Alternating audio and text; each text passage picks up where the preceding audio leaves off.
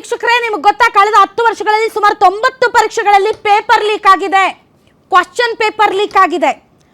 Neat UG 2024, 2021 ಮತ್ತು ಈಗ 2026, UTPET 2021, BPSC, SSC police ನೇಮಕಾತಿ, ರೈಲ್ವೆ ನೇಮಕಾತಿ, ಹೀಗೆ ಸಾಲು ಸಾಲು ಪರೀಕ್ಷೆಗಳಲ್ಲಿ ಪೇಪರ್ ಲೀಕ್ ಆಗಿದೆ. ಆದರೆ ಇಲ್ಲಿಯವರೆಗೆ ಆ ಪೇಪರ್ ಲೀಕ್ ಮಾಡ್ತಾ ಇರೋರು ಯಾರು, ಆ ಭ್ರಷ್ಟರು ಯಾರು, ಆ ಒಂದು ಹೆಸಗೆ ಕೆಲಸ ಮಾಡ್ತಾ ಇರೋರು ಯಾರು ಅನ್ನೋರನ್ನು ಎಡೆಮೂರಿ ಕಟ್ಟಿ ನೇತಾಕಿರೋದನ್ನೇ ನಾವು ನೋಡಿಲ್ಲ. ನಮಗೊಬ್ಬರು ಎಜುಕೇಷನ್ ಮಿನಿಸ್ಟರ್ ಇದ್ದಾರೆ, ಧರ್ಮೇಂದ್ರ ಪ್ರಧಾನ್ ಅವರು ಇದರ ಹೊಣೆನೂ ಹೊತ್ಕೊಂಡಿಲ್ಲ. ಅವರು ಇದರ ಬಗ್ಗೆ ಏನು ಮಾಡ್ತಾ ಇದ್ದಾರೆ ಅನ್ನೋದ್ರ ಬಗ್ಗೆ ಕ್ಲಾರಿಟಿನೂ ಇಲ್ಲ. ಸಾಥಿಯೋ ಅಂತ ಬಂದು ಪ್ರೆಸ್ ಮೀಟ್ ಮಾಡಿ ಸಾಥಿಯೋ ಅಂತ ಜನರಿಗೆ ಭಾಷಣ ಮಾಡೋರು, ನಾವು ಕೈ ಮುಗಿದ್ರು ಕಾಲು ಮುಗಿದ್ರು ಏನು ಮಾಡಿದ್ರು ಕೂಡ ಇದ್ರ ಬಗ್ಗೆ ಯಾರೂ ಮಾತಾಡೋದಿಲ್ಲ. ಒಂದು ವೇಳೆ ವಿದ್ಯಾರ್ಥಿಗಳು ಏನಾದರೂ ರೊಚ್ಚಿಗೆದ್ರು ಬೀದಿಗೆ ಇಳಿದ್ರು ಅಂತ ಇಟ್ಕೊಳ್ಳಿ, ಬೆತ್ತ ತಗೊಂಡು ಅವ್ರು ಮೂಳೆ ಮುರಿತಾರೆ.